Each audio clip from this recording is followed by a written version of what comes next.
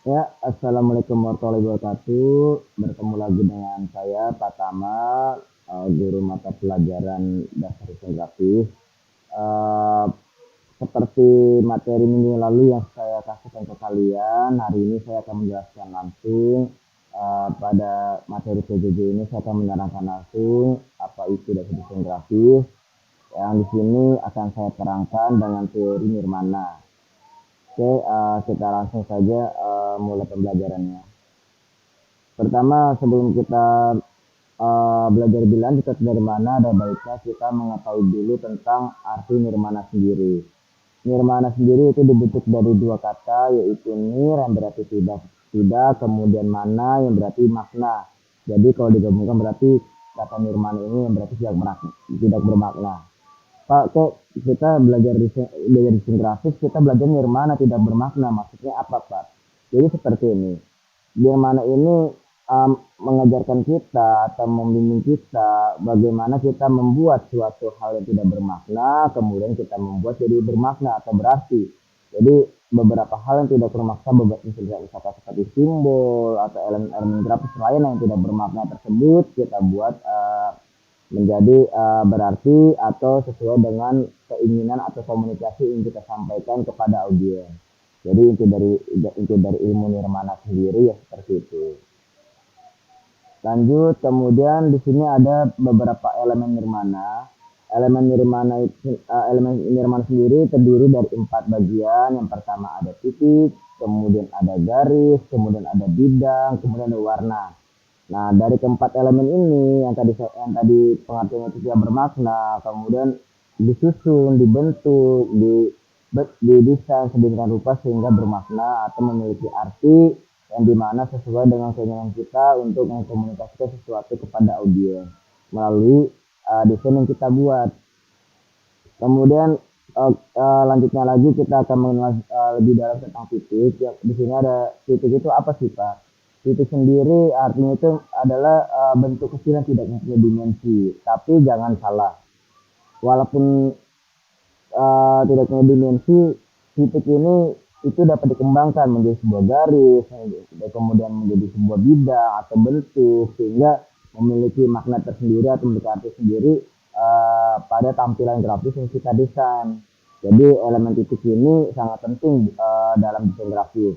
Terutama misalnya kalau misalkan kalian melihat sebuah foto, khususnya foto digital, foto yang berbasis yang berformat bitmap, jika kalian perbesar foto tersebut, maka akan terlihat titik-titik yang disebut dengan titik pixel atau raster. Nah, titik tersebut kemudian dihubungkan dengan garis, kemudian menjadi sebuah bentuk, kemudian disatukan menjadi warna, kemudian menjadi sebuah foto yang kalian lihat pada umumnya. Kemudian ada garis. Garis itu apa? Garis itu adalah goresan nyata batas limit suatu benda. Jadi garis itu istilahnya adalah pembatas yang dimana garis tersebut akan membentuk suatu bentuk atau shape atau bidang yang kemudian dari bidang tersebut akan dibentuk lagi menjadi bentuk-bentuk yang dimana ingin kita komunikasikan kepada audiens. Untuk garis sendiri terdiri dari empat bagian ya. Pertama ada garis lurus, kemudian ada garis patah-patah, kemudian ada garis lengkung, dan kemudian ada garis zigzag. Dan sebenarnya ada lagi jenis garis lainnya, yaitu garis campuran. Garis campuran itu adalah garis yang dimana perpaduan dari garis lurus, garis patah-patah, garis lengkung, dan garis zigzag disatukan menjadi menjadi kesatuan sehingga membentuk sesuatu. Kemudian selanjutnya ada sebuah bidang atau shape. Bidang merupakan bentuk yang menempati ruang dan ruang itu disebut dengan ruang bimatra atau dua dimensi. Bidang hanya berdimensi panjang kali lebar. Jadi pada intinya bidang atau shape ini memiliki dua dimensi ya, atau sederhananya kita bangun datar ya, yang dimana ada lingkaran, kemudian ada persegi panjang, ada segitiga, ada biji sangka, dan masih banyak lagi. Nah, dari bidang ini akan kita bentuk, akan kita desain, akan kita susun sedemikian rupa sehingga membentuk suatu komunikasi visual untuk audiens. Misalkan gini, kalau misalkan kita melihat bentuk persegi, kemudian segitiga dan lingkaran, apa yang ada di pola pikiran kalian? Oh, pasti Pak, dari persegi tersebut kita bisa buat bangunan, Pak. kemudian segitiganya untuk atapnya, lingkarannya misalkan untuk mataharinya misalkan. Nah, dari bidang tersebut akan terkonsep suatu desain atau suatu tampilan visual yang tersendiri. Kemudian ada gempal atau volume. Nah, ini hal lainnya dari bidang atau set ya. Gempal atau volume, kalau misalkan bidang atau set itu adalah 2 dimensi, gempal atau volume ini lebih ke arah ke 3 dimensi atau memiliki dimensi kedalaman, yang dimana memiliki sebuah ruang memiliki sebuah kedalaman yang dimana seolah-olah ada ruang di dalam gambar tersebut. Kemudian yang terakhir ada warna. Warna sendiri, kalau misalnya kamu tanya ke saya, Pak, warna itu apa sih, Pak? Warna itu adalah spektrum. Spektrum yang dimana dalam satu saya, yang dimana jadi kalau misalkan kalian melihat cahaya itu berwarna putih, kalian salah. Yang pada sebenarnya cahaya itu sendiri terdiri dari berbagai macam warna, yang dimana cahaya tersebut terpantul oleh benda, kemudian masuk ke mata kita, kemudian memvisualisasikan warna benda tersebut ke otak kita. Jadi cahaya sendiri sebenarnya adalah terdiri dari berbagai macam warna. Untuk warna sendiri ada banyak jenisnya. Yang pertama itu ada warna primer. Warna primer itu adalah warna pokok atau warna pertama yang pembentukannya tidak disertai dengan warna yang lainnya. Di sini ada merah, ada biru, ada kuning. Nah, jadi kalau misalnya kalian ditanya ada berapa banyak warna primer? Warna primer itu ada 3. Merah, biru, kuning. Warna primer itu apa? Warna primer itu adalah warna pokok atau warna pertama yang pembentukannya tidak disertai dengan warna lain. Bahasa sederhananya adalah warna dasar. Kemudian ada warna sekunder atau merupakan warna yang dihasilkan dari campuran 2 warna primer.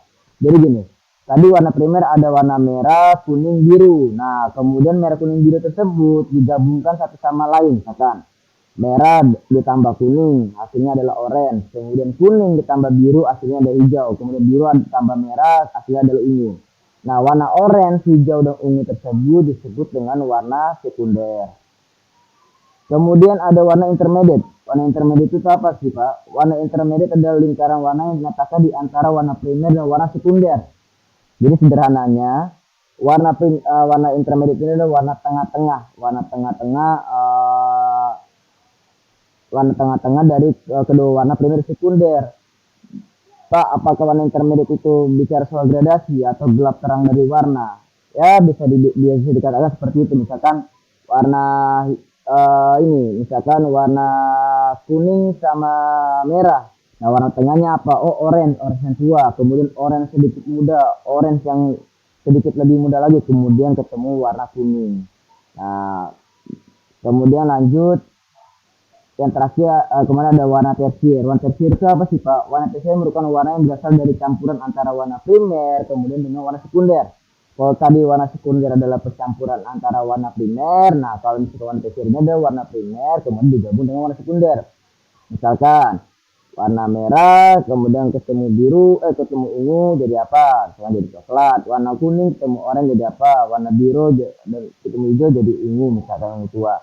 Jadi ya sederhananya seperti itu. Ya, kurang lebih untuk hari ini itu saja dulu yang kita pelajarin, yaitu nirmana, elemen-elemen nirmana. Ya, tadi kita sudah membahas elemen nirmana itu ada yang namanya titik. Nah, kemudian dari sederhananya seperti ini aja. Intinya sebuah desain atau sebuah desain grafis itu terbentuk dari sebuah titik yang awalnya titik tersebut dikembangkan dengan garis, kemudian dari garis tersebut terbentuklah sebuah bidang atau shape atau bidang 2 dimensi, kemudian terciptalah sebuah ruang, kemudian dari ruang itu terciptalah ditambah dengan warna sehingga memiliki komunikasi visual tersendiri. Jadi inti dari nirmana sendiri seperti itu. Nah, begitulah pentingnya kita belajar nirmana dalam belajar desain grafis adalah kita mengetahui bagaimana kita menyusun sebuah garis, kita bisa membuat sebuah pola, kita bisa menentukan sebuah warna yang dimana itu berguna untuk desain yang akan kita buat. Ya, sekian dari saya. Jika ada kurang saya mohon maaf. Assalamualaikum warahmatullahi wabarakatuh. warahmatullahi